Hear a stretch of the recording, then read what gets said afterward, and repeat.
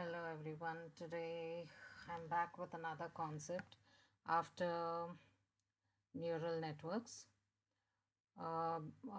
We just discussed in the previous video about neural networks, the basics of neural networks, and here today we are going to discuss about concepts and terminologies of artificial neural networks. Okay, come on. So we already went through the definitions of neural networks, right? So after that, we'll just have a look at a few of the concepts. And coming to the technical terms, we have seen the architecture diagram in the previous video also. So we'll just have a look at the architectural diagram over here. Now look at this neuron model.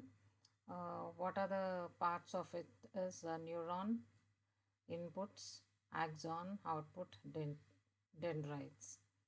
Okay, so now as you can see, the dendrites are just connected to the neurons, and then these are acting as a multiple inputs to the neuron node, and which are exited as an output via the axon. So this is the basic model of neuron architecture. The neuron model consists of many inputs and one output. So you give them many inputs, different variations of inputs, and for which you get one particular confined output. Typically, it operates in two ways. First is training mode, and second is application mode. In training mode, the neuron is trained to learn some specific pattern. So it learns for the patterns in that particular training mode. The inputs are multiplied by some weights, and then a computation is done by means of some mathematical function that determines whether the neuron should be fired or activated. So what we do in this is multiple weights. Like as we said, there is a problem and it is divided into multiple parts, subparts, and each subpart is computed and we get an outcome, and all these are combined together in order to add it to this using a mathematical function. And once we get a related value, we can accept it or just reject it. This occurs when an unknown pattern is given. Further, a bias can be applied to the neuron. A more detailed diagram of the neuron is shown in this particular figure. So guys, just have a look at this particular diagram which comes from the previous architectural diagram itself. So we have a new representation of the neuron structure over here, where weights are represented. There are inputs, there are outputs, and at the input end there are weights being assigned to that, and we just can observe the bias being given as given as an to the node, where all these weights and a couple of bias nodes are some are performed with summation and given to the activation function, and in a way after activation function, depending on whether it is acceptable or rejected, you get the outcome. That is your neuron architecture. Now, by these two kind of what architectural diagrams, so hope you are not confused, or are you confused over here? Let us bring in more clarity. So we have input some processing that the neuron will be doing and some output. What would be the inputs and outputs?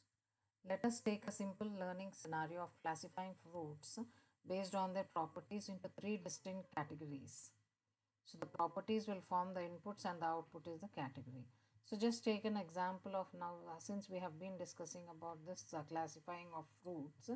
So you can just take this example and just have an observatory kind of values, where we have different kind of fruits and each fruit has a different kind of properties, and you recognize the particular fruit based on its properties, and all the properties are quite different depending on color, taste, shape, and all this. So we can use two variables to generate the output. That is, it can be a 0, 0 0 1, 1 1, or 1 0, or any other kind of respective values, depending on what input you are giving them. For training the network, a training set is used to train the neurons. So here, as we are giving some kind of input values, it sometimes these input values also have to be have to undergo some kind of training sets, and that is nothing but called as a trained kind of values or trained set of values. This tells the neurons that it needs to output specific values when specific inputs are provided. Further, this is applied to a new unknown data to determine the category. Now let us go back to the neuron structure. Now coming back to the neuron structure and just computing this kind of thing using its respective inputs and weights. In the previous diagram we have seen, one must have noted that output say x is computed as a summation over the inputs and weights that it is. So we have seen in the previous diagram that we have here inputs, that is input 1, input 2, input 3, and it's confined weight 1, weight 2, and weight 3. So the same has to be summed up to a particular function. So here we will see the actual formula, which is a combination of both inputs and weights over here, which is determined to x. Now x is equal to summation of the inputs and weights over here plus bias, where n is the number of input neurons, I is input, and w is the weight. The perception model makes use of bias and a variable threshold. Note that the activation and the summation together are part of the neuron. So all this, whatever we have been discussing, whether it is the input value or the weighted value or the bias function or we are collecting all these in the form of a summation, everything is nothing but part of this particular perception model. Note that the activation and the summation together are part of a neuron. Both of them are part of a neuron. Now coming to the additional parts of or being specific about perception model over here, we have inputs, weights, and summation function, bias, and activation function. So first we'll have a look at what are inputs. Now inputs are anything which depending on the kind of model is what you can give it as an input to it. So here we have taken an example of fruits. So depending on fruits, you can give the input values. If it is some other kind of example, then you can give that respective values which are suitable to it. So here approximately we can give the values as 0 or 1 or -1 and 1. It can be any kind of real numbers also. Now coming to weights, the inputs are multiplied by weights. Each input will have an associated weight, generally between 0 and 1, which plays an important role in training phase. Now coming to the summation function, the summation function adds up the product of the weights and inputs along with bias. This function supports other operators like ANDing and ORing operations. So we have seen the formula of summation, right? So in that summation formula, we have certain inputs, we have certain outputs, and sometimes with some bias kind of what function, they are summed up together. Not only that, we can use operators also like ANDing and ORing operators also. Bias, it is an optional entity that can have weight. Now coming to this activation function, the activation function specifies the output of the neuron. It is also known as a transfer function. The alternative name for this is transfer function. The function checks whether the neuron is active or it is inactive. It can also see the output. The activation function can be linear or non-linear. Linear activation function allows a neural network to compute solutions of complex problems, and with if there is no change in the net summation, then it has been taken at the output. It is also called identity. This is also known as regression model. So as we are taking this transfer function, next we are performing the function check whether it is active or inactive, and in the active function we are just selecting a linear or non-linear kind of models, and depending on that we are checking the identity. This is all known as a regression model. Let the activation function be fx. Remember that x is the output, after then it is a linear. Then it is called as an identity function. We can have a look at this particular figure of identity function. You can see over here the plane which is incident from the origin along x-axis and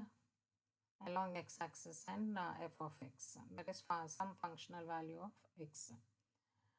And the below formula is a binary step activation or simple step activation.